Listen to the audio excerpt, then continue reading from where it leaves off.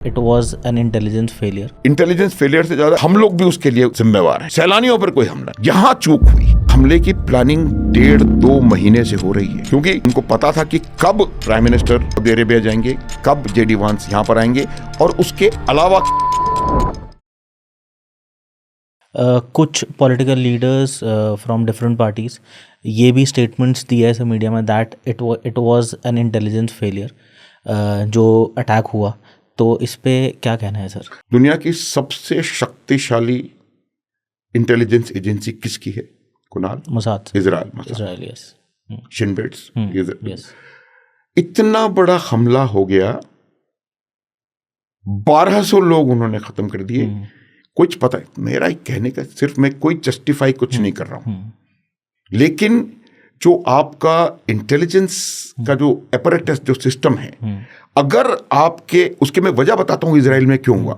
क्योंकि इजराइल में जो फलस्तीनी का करके घरों में काम करते हैं, कहीं ना कहीं वो मोल्स थे, उन्होंने इंटेलिजेंस को तो ये कह रहा हूं कि जो इकोसिस्टम टेररिस्ट के सपोर्ट का भारत में बना हुआ है, वो इकोसिस्टम जब तक इफेक्टिव रहेगा, जिसमें स्लीपर सेल्स भी हैं, ओवरग्राउंड OGWs भी हैं, अंडरग्राउंड वर्कर्स भी हैं, और वो स्लीपर जो सिस्टम इकोसिस्टम है, टेररिस्ट के सपोर्ट सिस्टम का जो इंफ्रास्ट्रक्चर है, वो सिर्फ कश्मीर में नहीं है। मैंने शायद, अगर आपको याद हो, शुरू में भी कहा था कि पाकिस्तान का real agenda is not Kashmir, Pakistan का real agenda is to remove India as a threat.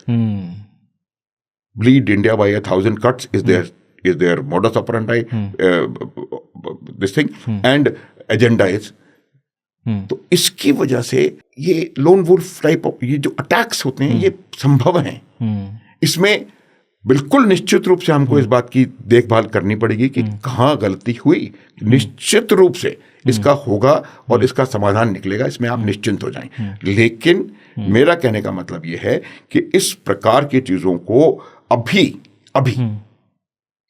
जब हालात टेंस हैं इंटरनेशनल बॉर्डर पे और लाइन ऑफ कंट्रोल पे, और पूरी दुनिया 2 एटॉमिक शक्तियों को आपस में युद्ध शुरू करते हुए देखना चाहती है, तो मेरा ये मानना है कि इस प्रकार के विषय को अभी उठाने की आवश्यकता नहीं है। जांच शुरू हो गई है, और कहाँ क्या गलती हुई, गलती मैं बता रहा हूं कि उन्होंने 2 महीने तक इसकी तैयारी करी है।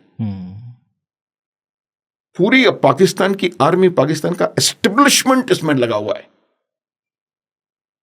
तो ये इस प्रकार की बातें होना संभव है। कुछ गलती मैं डेफिनेटली कह रहा हूं कि कुछ ना कुछ वो है जिसको कि हमने कहीं ओवरलुक किया। मैं इसको इंटेलिजेंस फेलियर से ज्यादा इस बात पे करना की कोशिश करूंगा कि हम लोग भी उसके लिए जिम्मेवार हैं। वहां जो कश्मीर में कहा जाता रहा है, और नॉट ओनली नाउ दिस 10-15 साल, बहुत सालों से कहा जा रहा है कि क्योंकि कश्मीर में आने वाला जो टूरिस्ट है, जो सैलानी है, वो कश्मीर की अर्थव्यवस्था का स्तंभ है, इसलिए उन पे कोई हमला नहीं करेगा। मैं खुद गिल्टी इस बात के लिए फील, क्योंकि मैंने हजारों लोगों को कहा है कि यार, किसी ने, मेरे मित्रों ने मेरे से पूछा कि कश्मीर जाएं, हाउ सेफ? मैंने कहा कि stay away from the army, you are very safe. तो ये कहीं ना कहीं ये पूरा जो था सिस्टम इस प्रकार का बना था, तो ये ओवर कॉन्फिडेंस के ऑल इज वेल 1, 2 सैलानियों पर कोई हमला नहीं होगा, यहां चूक हुई है। और अब उनको सैलानियों पर हमला क्यों करना था, वो मैंने बता दिया आपको कि वो इसको इंटरनेशनलाइज, अपनी रेलेवेंस, सबसे इंपॉर्टेंट है कि पाकिस्तान 370 हटने के बाद, इनफैक्ट 2016 के बाद से पाकिस्तान कंटिन्यूअसली अपनी रेलेवेंस लूज कर रहा था। सर्जिकल स्ट्राइक के बाद एक झटका लगा, बालाकोट एयर स्ट्राइक के बाद एक और झटका लगा, तो पाकिस्तान कहीं ना कहीं they were losing ground. Sir, military capabilities की बात करना चाहूँगा, मैं कुछ समझना चाहूँगा आपसे दैट इंडियन मिलिट्री की जो कैपेबिलिटीज़ है, जब लोग ऑन स्क्रीन आके बहुत गलत बयानबाजी करते हैं कि regarding Pakistani military and comparison of Indian military, जो कि है ही नहीं फर्स्ट ऑफ ऑल, बट अगर हम एक इन जनरल जितने लोग सुन रहे हैं उनको एक बेसिक लेमैन लैंग्वेज में बताना चाहें कि the capabilities of Indian military and the arm forces क्या है, तो वो सर। देखो क्या होता है मैं इसके सवाल का जवाब एक थोड़ा सा डिफरेंट तरीके से देना शुरू कर चाहता हूं। चाइनीज वॉर फाइटिंग प्रिंसिपल, जो उनकी जो फिलॉसफी है, वॉर फाइटिंग फिलॉसफी, और ये चाणक्य के जमाने से, ये तो सारा, क्योंकि जो दुनिया में आज हो रहा है वो भारतवर्ष में सैकड़ों हजारों साल पहले हो चुका है।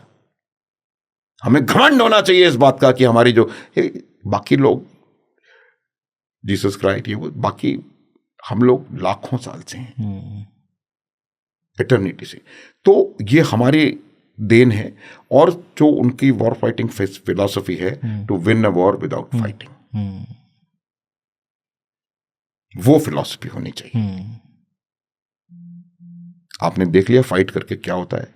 रूस जैसी सुपर पावर 3 साल से नाक रगड़ रही है और अब 4 किलोमीटर आगे नहीं बढ़ पाए वो लोग।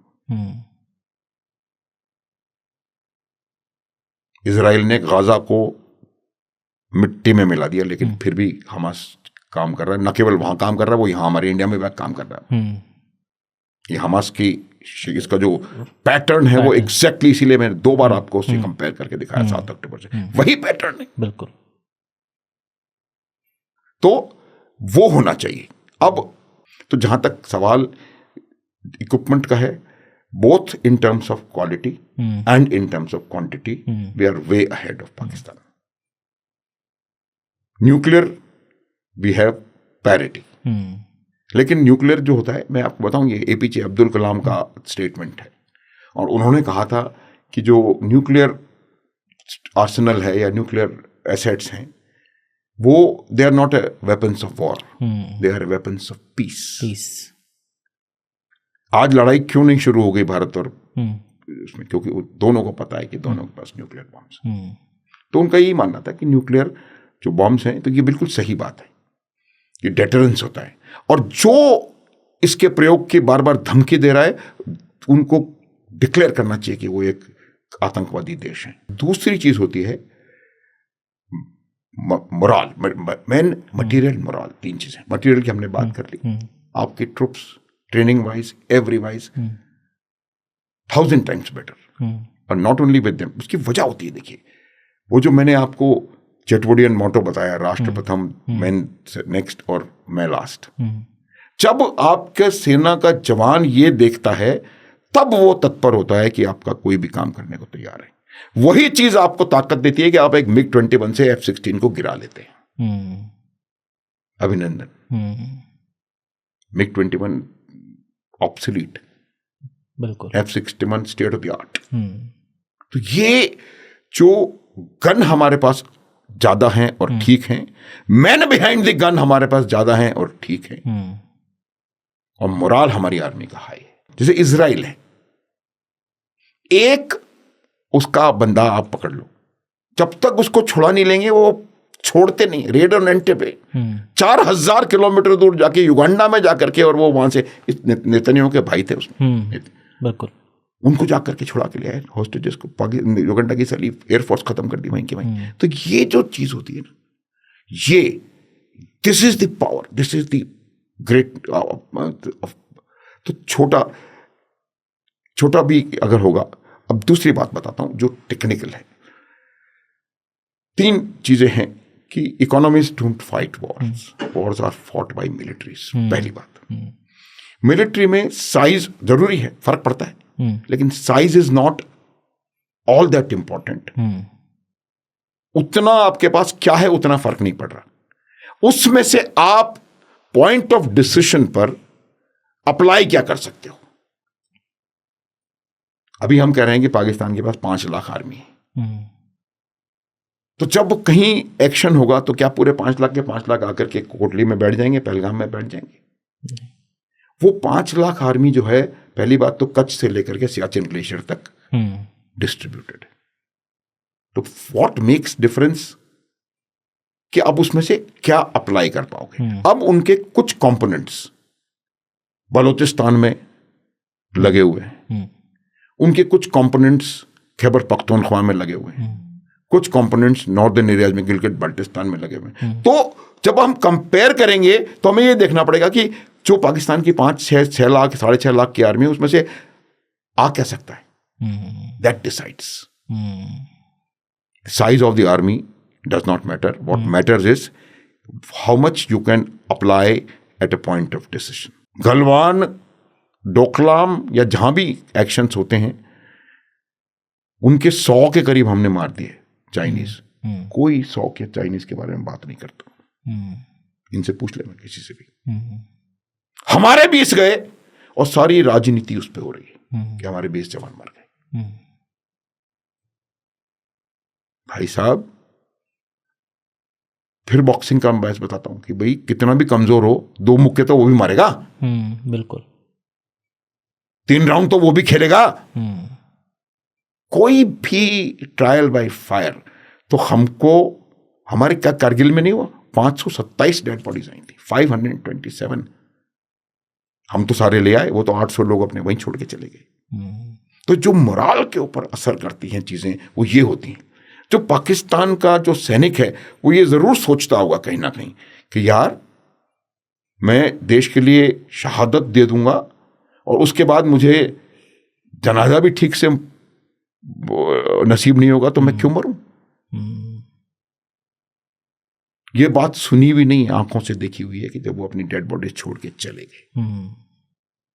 ये बात सुनी हुई नहीं है। हमारी यूनिट के कर्नल कृष्णा स्वामी के साथ ये बात हुई है कि उनको पाकिस्तान की सेना के लोगों को, जो वो खत्म हो गए थे, तो वहीं पर खाना खाने के डब्बों से खोद खोद करके उनका बरियल किया था।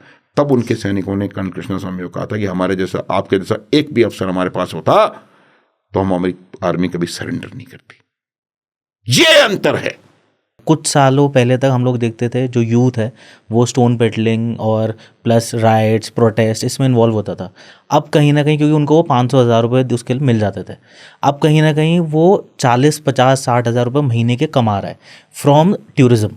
तो कहीं ना कहीं जो अक्रॉस द बॉर्डर आकर लोग बैठे हुए हैं, उनको वो चीज़ हर्ट कर रही है कि अब उनको यूथ नहीं मिल रहा टू गैदर, टू उनके जो काम उनको करवाने होते हैं किसी से, तो वो करवाने के लिए लोग नहीं मिल रहे ऑन रिस्पेक्टिव नंबर्स। जब आपका ये माइंडसेट हो जाता है कि आप आने वाली 1-2 जनरेशंस को और कितने भी को आप आतंकवाद की ज्वाला में झोंकने के लिए तैयार नहीं है, तभी ये काम डेवलपमेंट शुरू होता है। और यही चीज जो कि उनकी ताकत थी, उनकी ताकत यही थी कि जो वहाँ का यूथ था वो डिसोरिएंटेड था। जो वहाँ का यूथ था, वो जो डेवलपमेंट के जो पैसा भारत सरकार से वहाँ जा रहा था, वो पैसा कहीं ना कहीं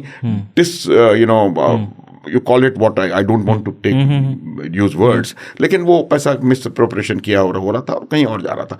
तो अब उनको दिखाई दे रहा है कि वो जो चाहते हैं बिना मरे हो सकता है, वो जो चाहते हैं बिना किसी के आतंक के साए में रह करके हो सकता है। ये जो कश्मीरी का माइंडसेट चेंज हो रहा है और जो मैंने परसेंटेज बताई इतनी बढ़ रही है, वो कहीं ना कहीं पाकिस्तानी आर्मी को मंजूर नहीं है।